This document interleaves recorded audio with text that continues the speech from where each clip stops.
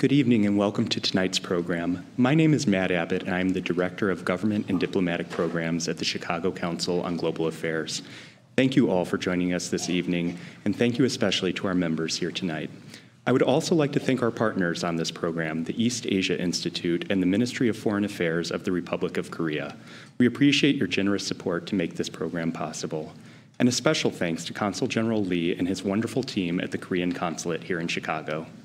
Immediately following this program, I would like to invite our members and their guests to attend our member mixer, which will be held right here in the conference center. This member mixer is an informal opportunity to network with other members of the council while discussing global issues. We plan to organize these member mixers quarterly, so keep an eye out for more to come at future programs. The council is an independent and nonpartisan platform, and we remind you that the views expressed by speakers and panelists are their own and do not represent institutional positions or views of the council.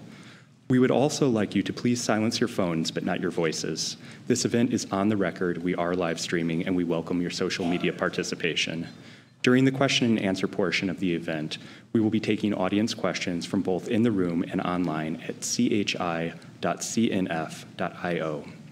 And before we begin our conversation, I would like to welcome Daniel Yukulevich, the Director of Capital Markets Compliance at BMO Capital Markets and a former YP ambassador at the Council, to introduce our speakers. Thank you.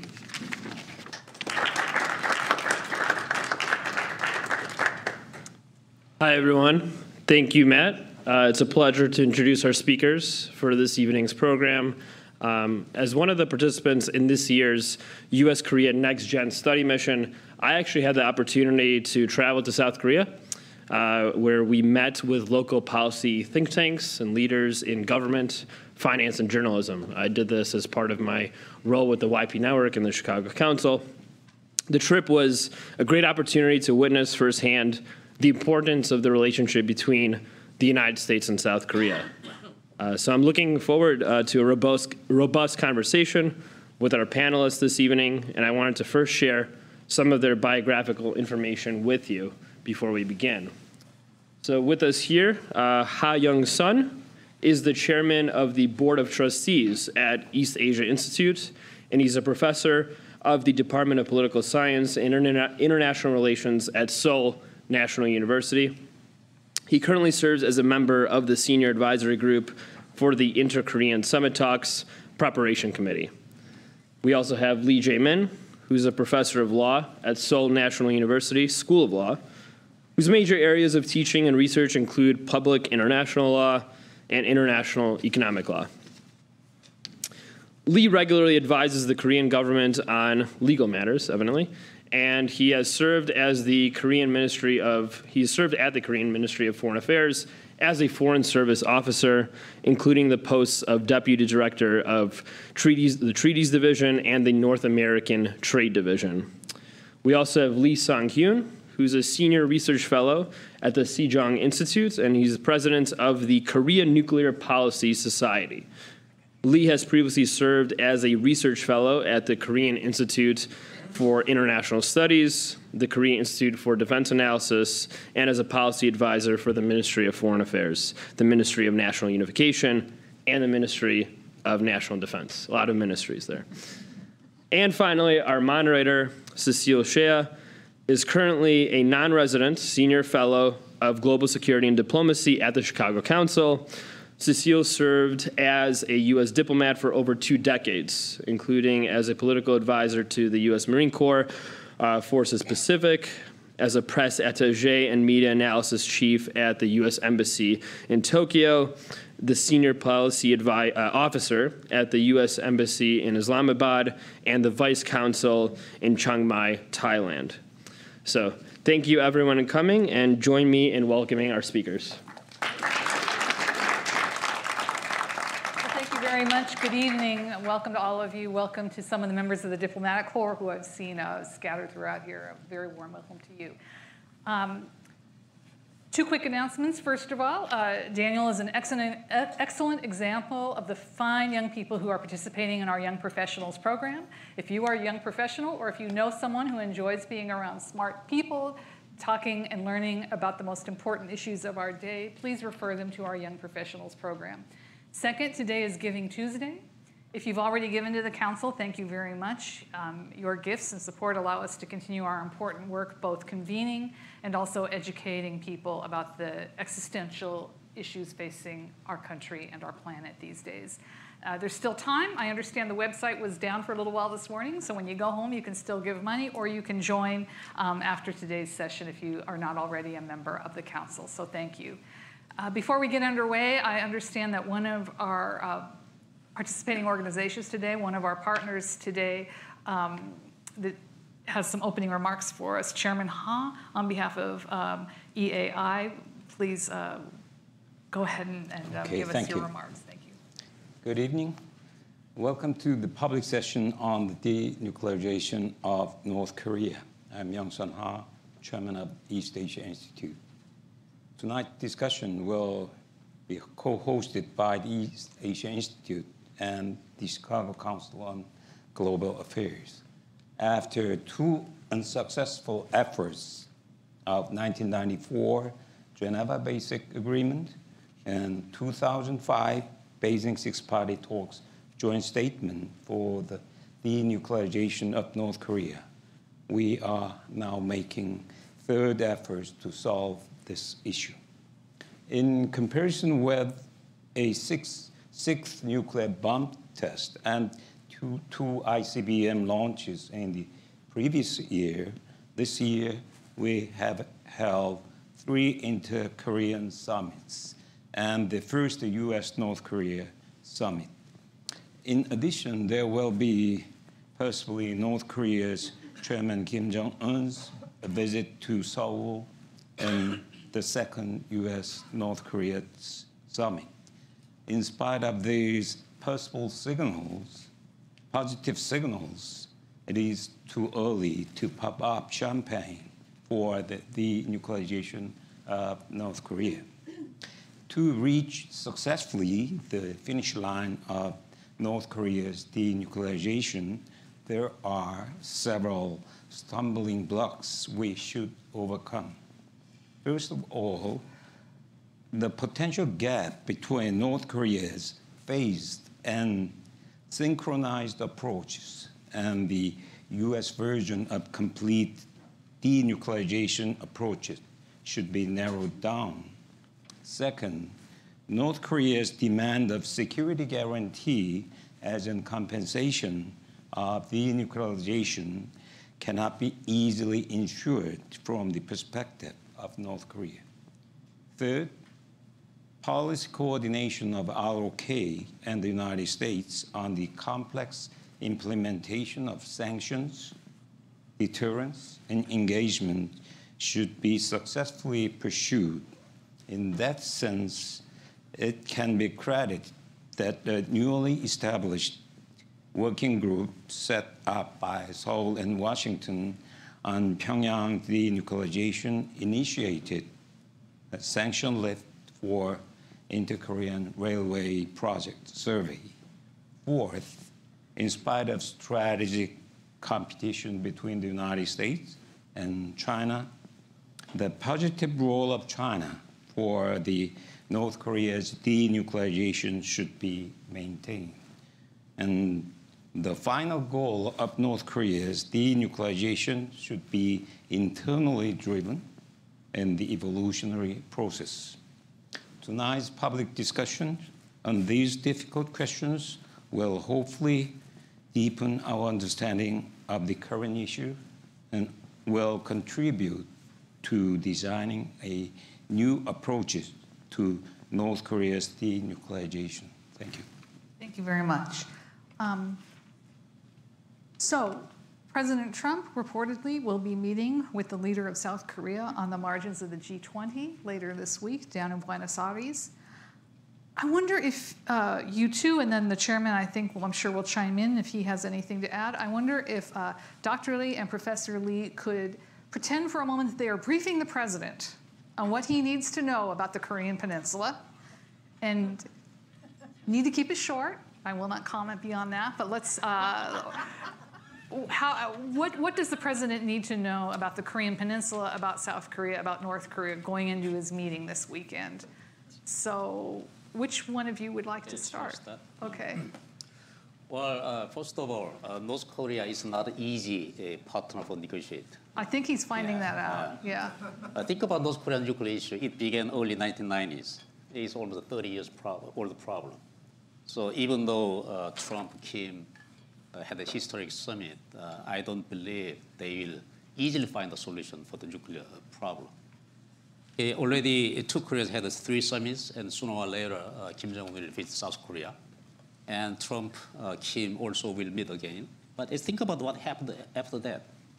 Even though Mike Pompeo, Secretary of State Pompeo, visited Pyongyang 3 times, but follow-up negotiations are quite slow and sometimes it's disappointing. It means that there's a lot of hurdles and still many obstacles to overcome to successfully negotiate the denuclearization issue. So you've talked about the denuclearization issue, and we'll get to the economics in a second perhaps, but what is the political situation inside South Korea right now? What does the president need to understand from either of you? Okay. South Korea's previous government had a lot of emphasis on unification issue. But this Moon Jae-in government, a liberal government, finally acknowledged that peace is more important than unification. Okay. So peace first. So in order to make peace, South Korean government is trying to engage North Korea in a diverse way. Okay? Economic interaction is one of them. And also by bridging between North Korea and the United States, South Korea is trying to be a good broker to communicate each other. And eventually, of course, if North Korea cooperates on denuclearization, there are many things. Railroad connection, for example, and other business collaboration between two Koreas, like a gas industrial complex. There are many, many good things will wait Kim Jong-un if he decide to complete denuclearization. That's what South Korean government is trying to accomplish these days. Okay. All right, so that's the political goal of the man who will be speaking with President Trump. What's the economic situation that President Trump needs to understand? Cecilia, thank you. Very complicated. Yes. Again. Year 2018 has been a year full of events for Korea in terms of economic relationship with the United States. So many things. So the entire year has been making Korea very busy dealing with all the outstanding issues. It started with the steel tariffs, and then now automobile tariffs, and then a rumor that new items are coming up, such as semiconductors, the shipbuilding, you name it. So this is not, of course, just not for Korea, but this is a trade matter, I would say. I wouldn't say trade friction, but trade matter between the United States under the current administration and other exporting countries. And seriously, South Korea is now 6th largest exporter to the United States. So any trade measure taken by the United States is making direct impact on Korea and Korean economy generally. So 2018 has been a year of many new things and many new measures. And I think Korea is just still trying to digest what is happening on this front and what Korea should do now or what Korea should do differently this time with the United States. So maybe hopefully next year, maybe we'll have a better answer. But right now, Korea is busy with tackling all the outstanding issues, steel, automobile, and perhaps semiconductor and other issues, and many other items. And what's a little bit embarrassing to Korea, I would say, is that some of these new trade measures were raised in terms of security reason. So to Korea, it seems that when there's a security issue, maybe Korea can get some exception. Korea does get some exception, but if there's a trade measure based upon security reasons, then it makes the situation more complex with respect to the North Korean issue and also the general the stability issue in Northeast Asian region. So that makes the trade issue more complicated than before. It's not just about the tariff issue, but also it's about how Korea is viewed in the United States when it comes to the trade matter. So you're referring to the security waiver, where some countries have waivers on steel tariffs because for national security reasons. Right. Some countries have been denied those waivers, including Japan. Right, and you're right. kind of in the, can you explain what Right, the Korea situation right, is? Cecilia. So the new trade measures by the United States is based upon Section 232 of the U.S. law, U.S. Trade Act, which is about imposing the security, imposing extra tariffs based upon security reason. And it is being applied to all the exporters to the United States. Right. So to Japan, for instance, to Korea, they are closest allies of the United States. So when it comes to security, maybe security may not be a good reason to impose extra tariffs on allies such as Japan or South Korea. So that has made the trade issue more complex. So this is an interesting point because you're bringing up an issue of face to a certain degree, right? Which is how some people might interpret it in some of these countries is you don't trust that we will, because the argument in 232 is that we need to produce our own steel because we can't trust these other countries to provide it when we need it during wartime. Right. And so if we say that we can't trust South Korea to provide us the steel that we need during wartime, it's a loss of face in your culture. Am I interpreting what you just said to a certain degree? That is part of the dimension. Interesting. Very interesting. Thank you very much. Okay, so that was the South Korea economy. Could we just briefly discuss the political and economic situation in the North, which is not attending the G20 for all sorts of obvious reasons? So, Although there are some worries about the possibility of discrepancies between the U.S. and the ROK's basic position on the security and economic matters, but from a little bit longer perspective, we do share the common national interest of both countries to establishment, new architecture of the Asia Pacific, and also on the peace and prosperity on the Korean Peninsula. In that sense, I think, as we are beginning to see, for instance, the establishment of working group between two countries to control this rate of speed to manage the denuclearization of North Korean issues. Well, good. Yes, I think we have obviously an enormous amount in common in so many areas. So North Korea economy, humanitarian situation, political situation. What is going on there now? What kind of winter is it going to be for those folks living there? My guess is that this winter will be particularly difficult for North Korea. Although we have a very mixed observation who traveled to North Korea recently, but I think the economy is getting worse. That's obvious. Let me give some statistics. For example, in 2016, Bank of Korea, South Korea Central Bank, announced that North Korea real GDP growth was 3.9%. In 2017, it turned to negative 3.5%. There are many reasons because of the international sanctions and pressure. North Korea cannot get enough resources to revive the economy. And also, China's support has been quite reduced. For example, last year, China-North Korea trade reduced by more than 37%. And also, according to FAO, Food and Agricultural Organization, 2 out of 5 North Korean people are undernutrition. So 2 out of every 5 North Koreans are hungry, basically. And the World Food Program says that at least 13 million North Korean people are undernutrition. 13 million are malnourished. So given this, even though it is a very sporadic indicator, but still I think it's a good evidence that North Korean economy is under quite severe difficulties. It is also true if we try to understand North Korean economy, there are dual phases of North Korean economy. There is a negative impact of sanctions on the development of North Korean economy. On the other hand, as we know, there are some positive effects of North Korean version of market on, in particular, the arena of urban areas such as Pyongyang. But as a whole, as Dr. Lee mentioned, so far during last 2 years, last year and this year, there will be a negative impact on North Korean economy as a whole.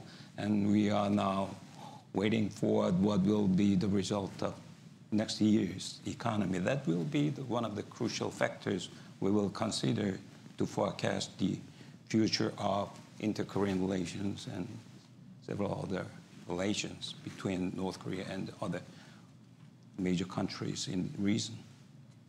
Why do you think Kim Jong-un has chosen now to reach out? Is it for economic reasons, or is there something else? I realize that none of us can read his mind, but why now, after 3 generations of isolationism? Well, think about what happened last year. Korean Peninsula was pretty much on the danger of the military conflict because of the U.S. direct military action, the so-called bloody nose strike. So, comparing last year's situation and this year, everything completely changed. So many people may wonder why Kim Jong-un suddenly came to the dialogue. There are many theories, but usually, as far as I know, 3 factors. One is the sort of confidence that North Korea completed their nuclear forces, and also with near completion of the ICBM capabilities. First, confidence is the first part. And second part may be fear about U.S. military action or economic collapse because of the continued U.S. sanction and international pressure. And third factor may be a good brokering role of South Korea and China's Xi Jinping. So even though we cannot explain Kim Jong-un's motive with a single factor, but at least those factors have a combined to influence Kim Jong-un to come to the dialogue table. Is there anything the U.S. should be doing to encourage him to behave properly, or is it even possible? I guess if I may add, now, after 1 year, almost 1 year, now Kim Jong-un has reached a point where he's now seeing the real benefit of economic development.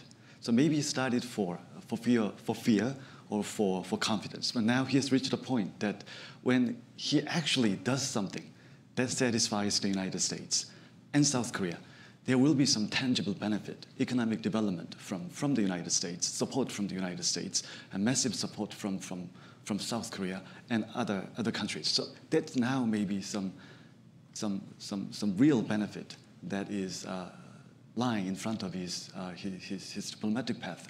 So maybe his mind is very complex.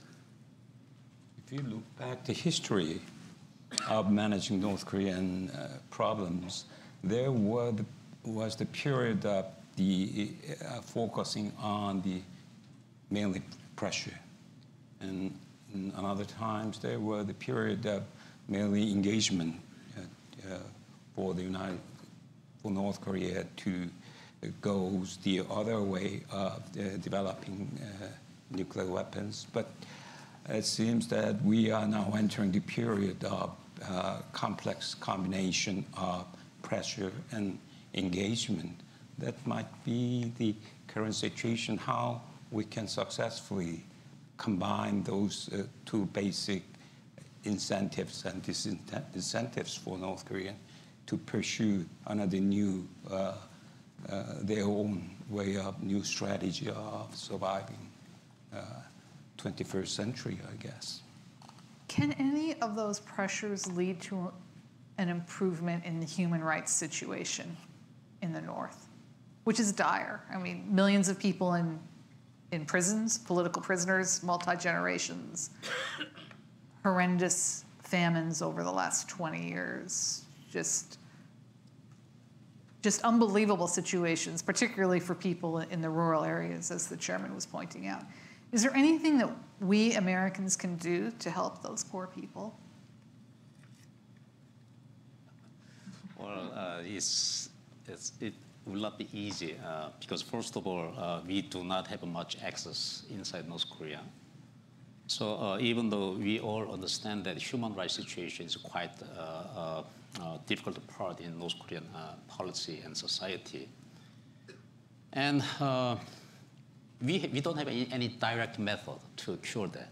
Instead, we can give some clear message to North Korean leadership that unless you improve human rights situation inside North Korea, then it will be increasingly difficult for North Korea to get external help or assistance to revive their economy. So I believe human rights is one important part of the overall policy toward North Korea. I think that should be the case. Yeah. What is South Korea doing, if anything, to for human rights? to help the Koreans who are living north of the parallel there? Under the current sanction regime imposed by the UN Security Council, there's actually very little that even South Korea can do. Almost all types of economic exchanges and support from South Korea is prohibited. From outside, is prohibited. There's a tiny exception, but the exception is very narrowly carved. So it's really difficult to offer some meaningful assistance toward North Korea, even for humanitarian consideration. So that is the deadlock that we are facing now. Go ahead. Even though North Korea is changing very slowly, but it is very clear that there have been a clear changing trends in marketization. And in addition, there have been a substantial increase of informatization. From that perspective, I think we can develop new way of sending signal to North Korea. In a long-term perspective, human rights issues might be to support for the legitimation of their own government in a long-term perspective.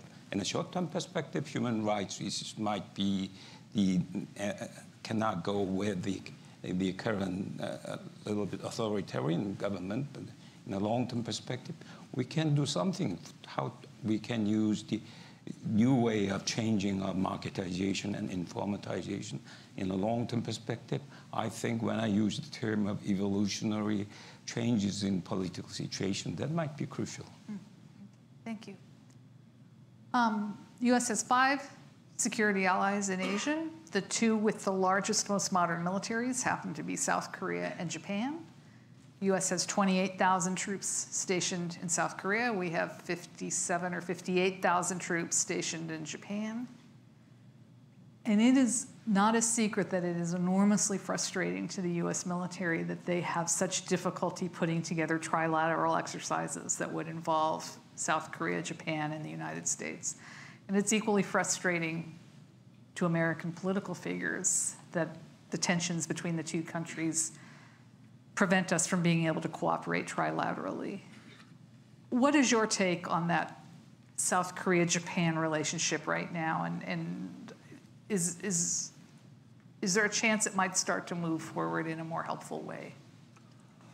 Well, at least for the time being, Korea-Japan relation may be getting worse.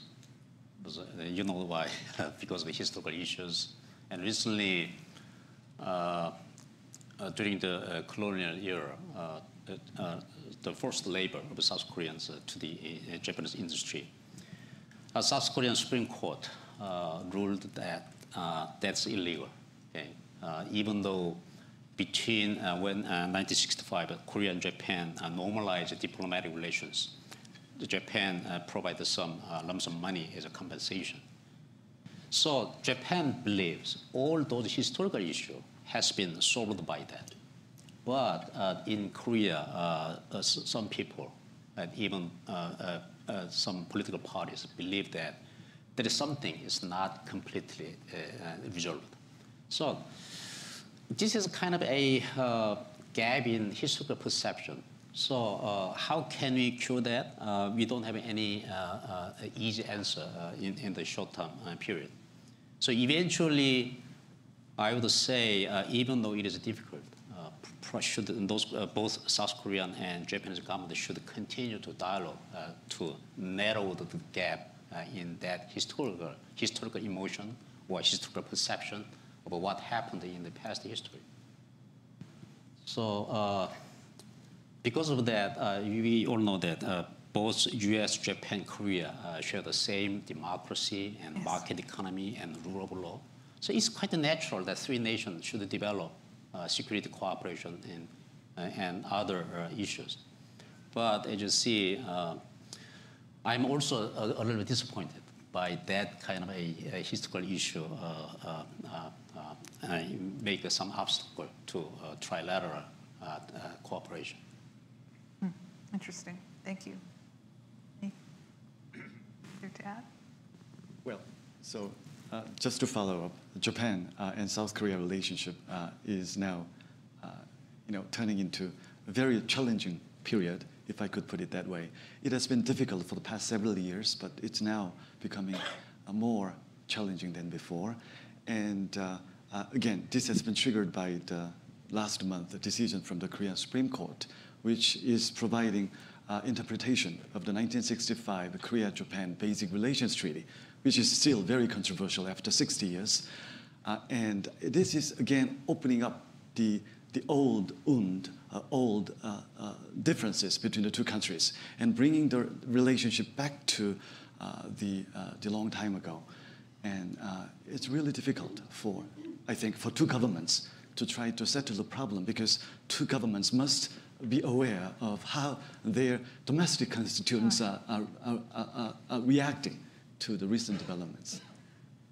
So you can understand how frustrating this is to other. I mean, I think it's probably frustrating to plenty of people in South Korea and Japan also, right? It's you have these enormous economies with tremendous shared existential threats, including the North Korean nuclear threat, that are finding it difficult to cooperate in solutions to these problems. In addition, it should be understood that in South Korea, we, such as scholars or the commentators for newspapers or broadcasting, they are much more difficult to write or comment on the ROK-Japan relations rather than South-North Korean relations. Really? Because in the case of South-North Korean relations, there are several different positions among the general public. On the other hand, in the case of some critical issues such as comfort women issues and the forced labor issues, there were kind of 100% consensus among the general public. So it's not so easy to write or comment on those kind of issues.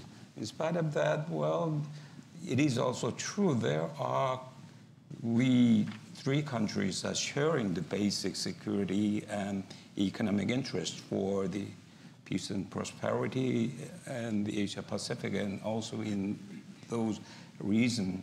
From that perspective, I think the role of U.S. is very important to give a positive pressure toward the two countries. Why should we, three countries, to develop much more deepening the network relations among three countries in spite of the emotional relations between two countries. It's a good point. Thank you very much. Thank you.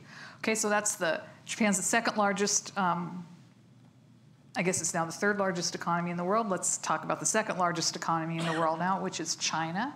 There's been some differences, and then we'll move to the audience questions after this question.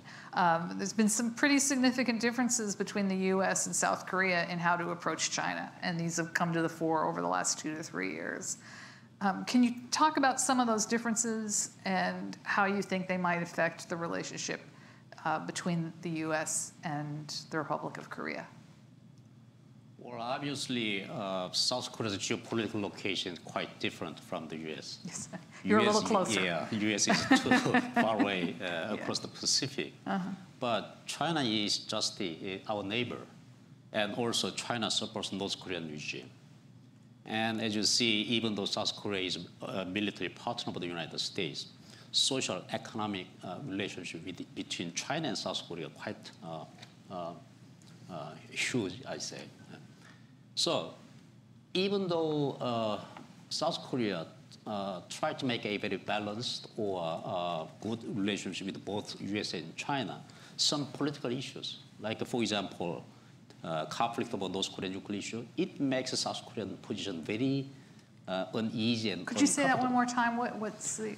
for example, the different position of US and China over North Korean nuclear over issue. North Korean nuclear issue. Okay. So in that case, even though South Korea could want to have some free hand on that issue, but as you see, China-US gap in their perception makes the South Korean position quite difficult to maneuver. So because of that, and also as you see, China is already South Korea's #1 trading partner. Yes. So we cannot simply ignore the fact. Okay. So recently, China has some economic revenge over South Korea over the THAAD deployment issue on the South Korean territory. China, when USFK deployed the THAAD, Theater High Altitude Area Defense System. So the U.S. forces in Korea wanted to deploy a high altitude defense missile system. Okay. Because of that, China revenged South Korea with the trade issue and other economic issues. So this kind of it's a kind of example that how China can have a negative influence over Korean issue. Right. Right. That makes our position quite difficult. Okay. And also because of that, even the Trump administration may have a high priority in winning the trade war with China. But South Korean position is slightly different. That's very, so you're saying that in part because China has so much economic influence in South Korea, it may impede your ability to cooperate in some ways with the U.S. Putting it in another way, we can change the geopolitical calculation, but we cannot change the geography. You cannot change geography. That's true. China is our neighbor. Nor can you change China's population. That's right. Thank you very much. Okay, so we're going to move to the question period now. We have mics that will come to you, so don't start asking your question until the mic comes to you. If you could make sure that your question actually has a question mark at the end of it, that would be really swell. And yes, sir, you have a question. Go ahead, please. Why wouldn't the countries in the Pacific, Korea, Japan, and the other countries, say to the United States, step down with regard to North Korea? We'll work with China to try and denuclearize. We don't want you. Why?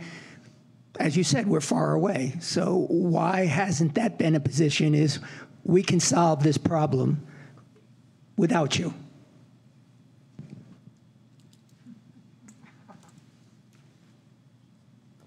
I don't think. Go ahead. It is my understanding your opinion is very much minority position on that matters.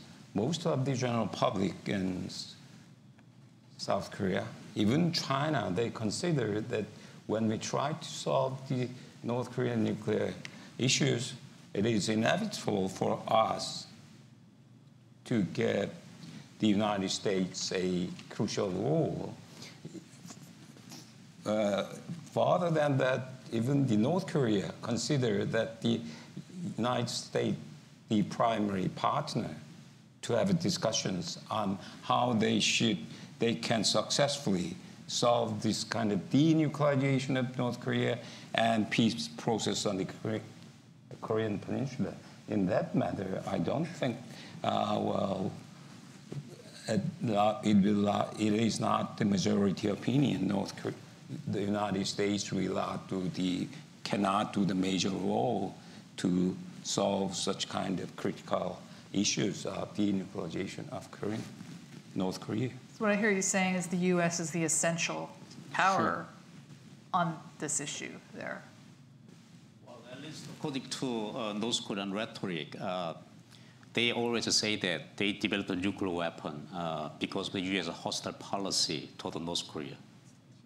So the Korean nuclear issue, Korean Peninsula nuclear issue, is the one that must be solved directly between U.S. and North Korea. In the past, the South Korean government tried to handle those issues and discuss the issue with North Korea, but North Korea always declined the offer dialogue on nuclear issue. They always said that nuclear issue is the thing that must be discussed directly between U.S. and North Korea.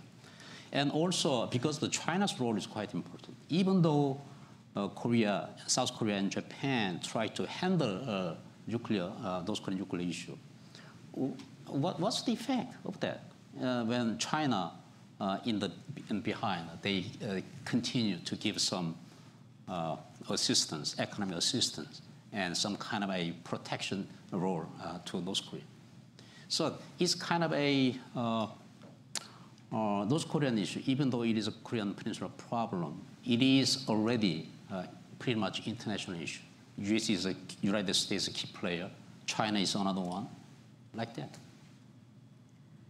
So this first question is very timely, because if you were to look at the last 15 years, there has been a North Korean provocation against South Korea in the month of December, probably in 11 of those 15 years. We used to refer to it when I was at Pacific Command as Operation Deny Christmas, because there would be this provocation, or worse, an attack, in some cases terrible attacks on South Korea, and everyone's leave at PACOM would be canceled. So we would call it Operation Deny Christmas. But this first question is really interesting, therefore, keeping that in mind, because it's, are you confident that the Trump administration has the capacity and perhaps even the personality to appropriately respond to an emergency on the peninsula? Do you? So, setting aside the interest of the United States for a moment, just considering interest of South Korea or Japan, other allies in the Asia-Pacific, I guess, as said before, these matters, these issues involving North Korea cannot be resolved without full intervention of the United States. And there's another question down here which asks your impressions of Admiral Harris as an ambassador, but that feeds into this question. Do you think that the South Korean people are confident that that this administration would be able to respond as effectively as previous administrations have if a crisis occurs? They're trying not to answer the question. You mean the military crisis, security crisis? Imagine that there was another attack on a South Korean ship. U.S. support and appropriate response is absolutely vital in a situation like that. Is U.S. leadership there right now? I guess that's my question. Do you feel like U.S. leadership is there? Is prepared to respond in a way that will make it better and not worse, if I am understanding this question appropriately? My personal perception is that if those Korea provoke militarily again, like a Cheonan incident, then it's the South Korean military that will first respond, not waiting U.S. help or any assistance. It's because this is a matter of life or death for South Korean people. So last time in, for example, Cheonan incident or Yeonpyeong Island bombing, several South Korean soldiers and civilians were killed. Yes. So even though government, on the government level, even though South Korean government is trying to make a peaceful relation with North Korea, if military provocation occurs again, well, South Korean military is already had some lessons from the past provocation. And this time, South Korean military will respond very heavily. So last time there was a lot of patience, right? There was, with But all of those horrible... There was even saying that U.S. government was concerned about escalation on the situation. Right. So they tried to calm down South Korean military. Okay. Before I could have a chance to read the Chicago Council on Foreign Affairs poll, Yes. U.S. General public response about 64% on the positive response to the U.S.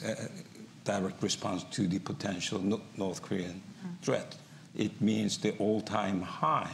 How would you interpret that kind of all-time high response among the U.S.? It's an interesting question. Yeah, so if you haven't looked at this year's report, of course, there are certain questions we ask every year when we do our survey, and some that we ask from time to time, and one of them is, should the U.S. defend South Korea if it comes under attack from North Korea? And the highest percentage ever said yes, 64%. So whether that is because Americans are thinking a lot more about Korea because President Trump talks so much more about it, or whatever various reasons. But you're right, support of the alliance is very strong. Support of both alliances in Northeast Asia is at historically high levels.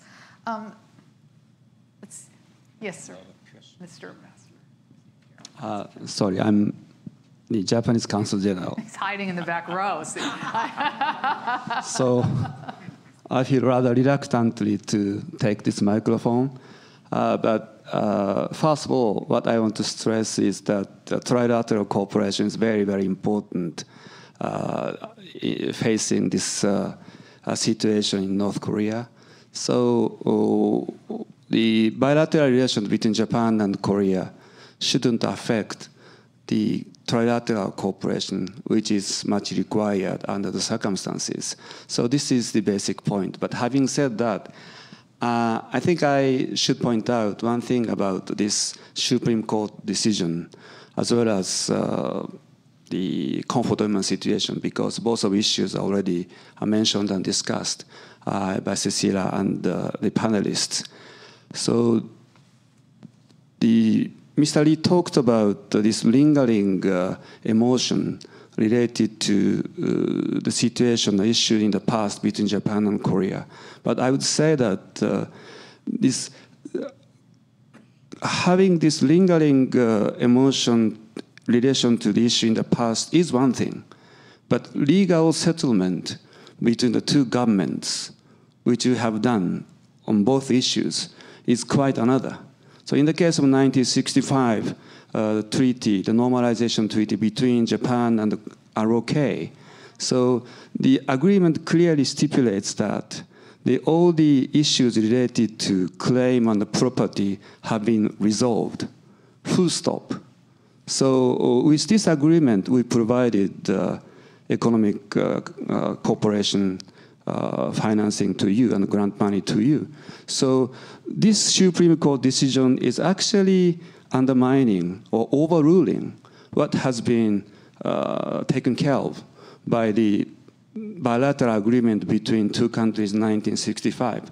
So this is the very basis of the fundamentals of the relationship between two countries since 1965. So in that sense, we feel very much regrettable about the fact that your Supreme Court, the Korean Supreme Court, ruled to that effect back in October.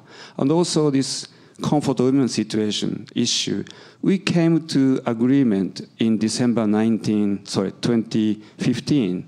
That is a final and irreversible settlement to the issue. So that's the settlement between the two governments.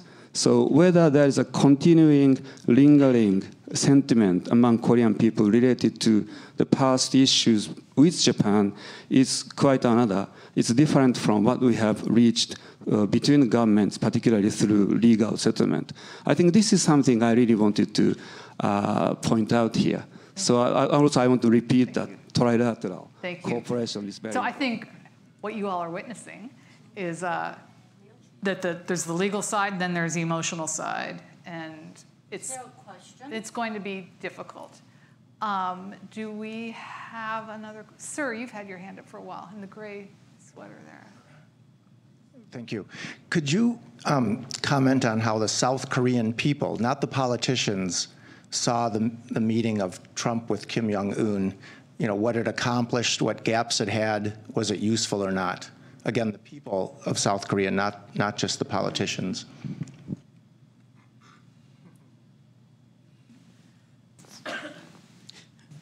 From my point of view, you asked me to summarize the general people's general public. How did people feel about the Singapore meeting? Were they relieved? Were they worried? Were they? In general, they are not. They were partially satisfied with the historical meeting between two leaders, but it is also true that it cannot solve the complicated issues in such kind of one-time meetings. If we will have a second summit between the U.S. and North Korea, there will be two critical issues. First one is U.S. is continuously strongly argue that the complete denuclearization. But when you look at the basic material of North Koreans' publications, they are saying that they would rather go the format of phase-by-phase, action for action, such as phased synchronized approach. In that sense, there will be a strong argument between the Trump and Kim Jong-un on that matters. That's the first problem. Second one is, if North Korea is arguing that if they will give up the nuclear weapons, how North Korea can get the security guarantee. In that matter, how we, ROK, US, and even include China, can give such kind of security guarantee toward North Korea. That is two critical issues we will, between Trump and Kim Jong-un, will discuss in the upcoming second summit. I don't believe that will be solved in the next second summit, but it will take time. But the issue itself is coming up rather clearly. How should we approach to that kind of the two critical issues? Interesting. Yeah, please. Could I respond to Consul General's question? question? Please do. If you don't mind. No, please, okay. Go ahead. Okay. Professor. Again, you are very quick in moving to the next question. Mr. Consul General, thank you very much for the question. I fully agree with your observation that trilateral cooperation should not be affected with the bilateral difficulty between two countries. And also, the second part of your comments that emotional part must be separated from the legal part. Again, they are two different questions. And going back to October 31st decision from the Korean Supreme Court has raised many questions, many legal questions. And I think the fact is that the Supreme Court is taking different interpretation of that particular statement, a particular provision that you just mentioned in the 1965 Beijing Relations Treaty. So that's, to us, that's a purely interpretation of that particular provision of the treaty. But again, it's important to separate emotional part and legal part and put it in the objective manner to make this issue, to find an answer to solve the problem between the two countries on the bilateral front. Thank you. Sir. Yeah. Thanks. You know, the term security guarantee is often bandied about but never quite defined. So one scenario would be a peace treaty, but a stronger security guarantee for North Korea would be a peace treaty and a mutual defense pact. If there was a mutual defense pact as the final demand from North Korea, one, do you see that happening? And two, how would China and Russia respond to that? Let me respond. In order to answer your question, let's go back to what North Korea says the U.S. hostile policy toward them. In order to give up nuclear weapon, they argue U.S. must stop hostile policy toward North Korea. So what does that hostile policy mean? First of all, in political area, U.S. should treat North Korea as a normal country and should not disturb the regime from the outside, for example, with the human rights issue, for example. And eventually, because North Korea, if U.S. treats North Korea as a normal country, why don't they have a diplomatic normalization relationship? That's the first part. And second part is the security or military aspect. Obviously, because the Korean Peninsula is on the ceasefire treaty, based on ceasefire treaty, is a temporary stop of hostilities. It should be replaced with more permanent peace treaty. That's what you mentioned, okay? And also third part is the economic aspect. So if United States and international community lift all the sanctions and economic restriction of their external economic relationship, they can survive by their own. So given this political and security and economic action, that's what North Korea wants. Okay? So even though they say that they roughly say regime security guarantee, but frankly, no external country can guarantee their regime survival, regime security. For example, if something happens inside North Korea, who can stop that? It's eventually those regimes' responsibility to guarantee their own regime security. So in order to help that, external countries like the United States can only provide some necessary conditions, like a political, military, or economic steps. Interesting. I'm going to give you each 30 seconds to answer one final question. Will there be a unified Korea in our lifetimes? And two parts. Will there be, and would you have answered that question differently 20 years ago? 20 years. In the 90s, let's say 1995, 23 years ago. So, Dr. Lee, you want to start? Well, frankly, I don't expect I can see unification in my lifetime. No unification in your I'm lifetime. in the late 50s. And think about will Kim Jong-un, will he agree to unification? I don't think so.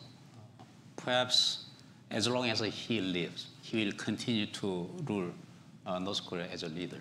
So you're assuming that he will remain in complete control That's of right. North Korea. And in 20 years, perhaps North Korea will be a separate country from South Korea, with the high likelihood of possessing nuclear weapon as it is, not giving up nuclear weapon, and despite the internal sanction and pressure, they will manage to survive their own. So your prediction is that for the foreseeable future, North Korea will be an independent nuclear-armed state. That's right. That's right. Okay. Very pessimistic. And that's, or realistic, whichever you prefer. Okay, Professor. I think I'm also pessimistic and realistic. In my personal view, I also think that unification will not be easy. That will not happen, at least in the near future. But having said that, what we can expect is that probably we have hit the bottom, and then we can move up, only upward. And with that, I mean we can pursue peace and peaceful coexistence. So I think that's what young generation is believing. As if we do something now wisely, then we can find a regime where we can coexist in a peaceful manner. Maybe that makes unification much, much more difficult, far away, pushed back. But I think that's the realistic option for Korea, South Korea, and perhaps for North Korea. And I think that's what they are meaning to say when they say the regime guarantee and also the peaceful coexistence on the Korean Peninsula. So no war, but a troubling North Korea will continue to exist. I think so. Maybe less troubling. Perhaps hopefully less troubling than it is. Yes, Okay. they will find a way to coexist one way or another. Okay, thank you. Chairman In my lifetime, it's very hard to predict the possibility of unification. The only things I would like to mention is that the two critical factors. One is the speed of self-organization of the internal North Korea themselves. And another factor will be the co-evolution process of surrounding countries, including South Korea, US, China, and Japan. In particular, when we look at the processes of self-organizations, there might be some pessimistic when we look at the current very slow transformation of North Korean regime itself. But it is also true, as I briefly mentioned, we also rather easily recognize the speed of marketization and informatization, and that in that matter, I think there might be in a long-term process of political evolutions we can hopefully consider. But that is not the way we can consider for the unification. We do need the outside help for the new emerging evolutionary political leadership can push their own way of open reform. So if we can satisfy those two factors, I think we can have the possibility of unifications. Okay. Well, thank you very much. So, varied opinions. The last one was more hopeful, I think, than, and that's a good way to end the evening. Thank you. There's a reception immediately following, and let's thank our panelists.